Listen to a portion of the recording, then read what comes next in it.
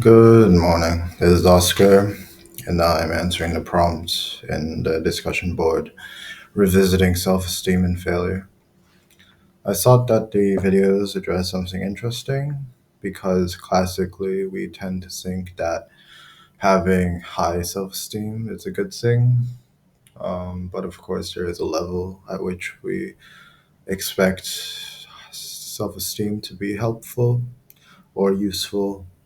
Whereas, of course, you see in the videos that one of the critiques they offered in their perspective was that actually the most criminals and at least compared to college students have an inflated or overinflated sense of self-esteem, and high self-esteem can actually conversely, rather than help you, lead to higher like aggression and some forms of um, dissonance with like the experiment they did with how well you perform, or how good you see yourself when compared to the truth.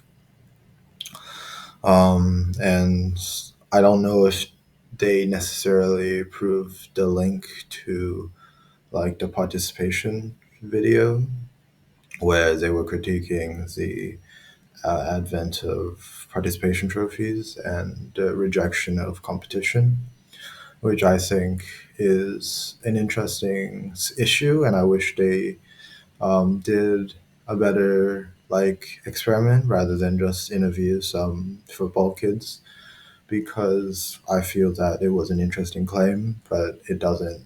But it's like it was barely relevant in I think that setting wherein it's just kids playing football. I think that, and also their kids, which I don't mean to demean because they do have like a high sense of self. Even though they are kids, they probably just don't have the adequate language to really discern their feelings on the matter. But asking them how they feel about participation trophies and then extrapolating how, like, as your counter argument, extrapolating from like their performance on in the pitch or the field, I thought wasn't great evidence for me personally. But it was still interesting to see how they grappled with the idea of less competition and promoting high self esteem.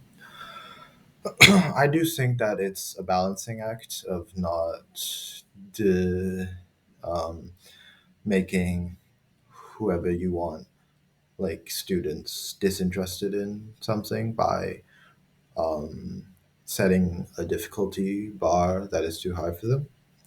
Like I felt that the person being interviewed in the second video had a point wherein if you tell someone that they're good at reading, they become more interested in reading. I feel like that probably has a little bit of truth in it, but of course there is a careful balancing with that and not letting people become narcissists, um, and not eliminating competition altogether. Because I think competition does bring out the best in everyone. I just wish that the experiment, the researchers in the first video, did some more work on the effects of competition and why it's good.